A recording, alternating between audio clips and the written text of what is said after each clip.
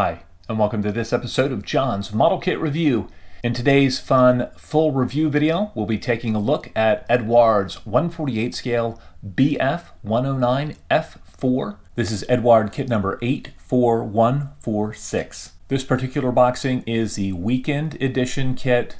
In this review, we'll talk about the history of the BF 109F. We'll take a look at what comes in the box.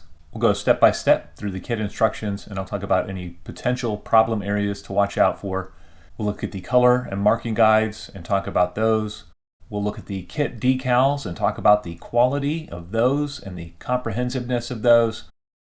We'll look at the surface detailing and the fit of the plastic parts. We'll talk about the engineering of the kit and how well it goes together. We'll look at the detail found on the smaller bits of the aircraft, including the aircraft interior and the landing gear, and I'll give my conclusions at the end. Looking at the history of the BF 109F, based on experience gained during the Battle of Britain in the summer months of 1940, Messerschmitt developed the F version of the BF 109, and it entered production in early 1941. The BF 109F was widely used over the Channel Front and in northern France. It was also widely used in Operation Barbarossa in the attack on Soviet Russia, and it's probably most famous for its role in North Africa, especially at the hands of aces like Marseille and others. Many of the BF 109 pilots consider the BF 109F to be the ultimate BF 109 from a pilot standpoint, since subsequent models of the BF 109 gained a significant amount of weight with a corresponding deterioration in performance. There were faster versions of the BF 109, but none of them flew as nicely as the BF 109F. Looking at what comes in the box, there are 4 screws of gray plastic parts and 1 sprue of clear parts. Looking at the parts that are marked in blue in this picture, these are parts that are unused on this build, and so you will have lots and lots of spares to use on other BF 109 kits. Looking at the instructions, the first part of step 1 deals with the cockpit interior. I had no issues with this step of construction. The color callouts for the individual parts are excellent and very clear, and the interior really goes together without a hitch. There's several decals that can be used on the interior of the kit, including some decal seat belts. I did use those, and I positioned them such that there's a little bit of slack at the top. I did that for a more realistic look, and I'm really happy with the way the seatbelt decals turned out. The second part of step 1 covers the sidewall detail that's added to the fuselage sides of the interior. This step of construction went well, and I just took my time and detailed all of these parts out nicely, and they turned out great. I also used the decal for the instrument panel, and that turned out very nicely as well. In step 2, we're closing the fuselage halves around the interior of the kit. We're also adding the exhaust, the tail wheel, and the nose guns. My only word of caution in this step is that the tail wheel is scale appropriate, and as such, it's a bit on the fragile side. So I actually broke mine off during construction, and then I left it off until after the painting and weathering was completed. In step 3, we're building the tailplanes, and we're adding the elevators and rudders to the kit. I had no issues with this step of construction, and everything fit very precisely. In step 4, we're adding the hinge to the engine covers. We're also adding the compartment cover behind the pilot's seat and the air intake for the kit. Since I was building marking option B, I installed the tropical air filter, and that is part I-48. The only actual addition that I would recommend to this kit is fabricating 2 small stays that go between the air filter, and that's part I-48, and the engine cover itself. One final recommendation for this step: the texture on the air filter is represented by decal number 28. I highly recommend trimming off the clear sections on either end of this decal such that the entire decal fits between the raised ridges on either end of the air filter. Otherwise, the decal just won't fit quite right, and I had some issues getting mine to settle down properly.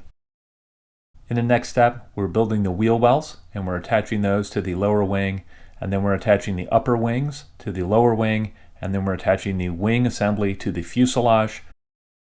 I found this step to be very well engineered. I didn't have any issues with this step, although I did deviate from the instructions by gluing the upper wings to the fuselage halves first to ensure a perfect wing to fuselage fit. In the next step, we're just adding the ailerons and the wing leading edge slats. Again, I had no issue with this step of construction. In the next step, we're building the radiators and the oil cooler, and then we're attaching these to the kit. These parts all fit very precisely, and I'm very happy with the way they turned out. Moving on, the next steps have us attaching the flaps and the radiator outlet flaps as well. These are well engineered and they didn't give me any issues. Up next, we're assembling the landing gear and the main wheels, and then we're attaching the main landing gear legs to the kit. I only have one cautionary note here, and that is to make sure that part H40, and that is the outer wheel section, is lined up properly with H39. It will fit several different ways, but when the parts are aligned properly, the spokes in the front and the back of the wheel align perfectly.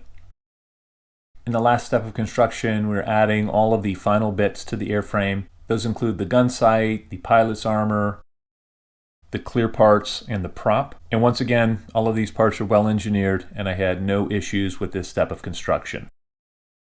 In the final step, we're adding the fuel tank mount on the underside of the fuselage. Again, I had no issues here. Moving on to the color and marking guide, there are two really nice marking options included with this kit.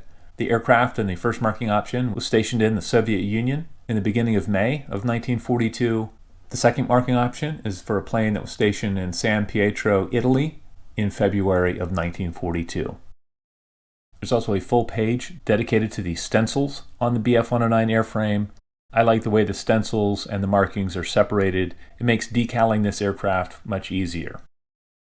I love the fact that Eduard includes the full color marking guides. I love the fact that they include the 4 views of each aircraft, and this really takes the guesswork out of painting each individual color scheme. The decals themselves perform brilliantly. I had no issues with the silvering. I will note that these are the traditional style decals. These are not the Eduard decals where you can peel off a clear film after you apply the decals. Looking at the surface detail on the exterior of the kit, it is very finely engraved detail. It's quite comprehensive, and I really can't imagine that a kit maker is going to be able to improve on this level of detail on the exterior of a kit. This is really world class at this point.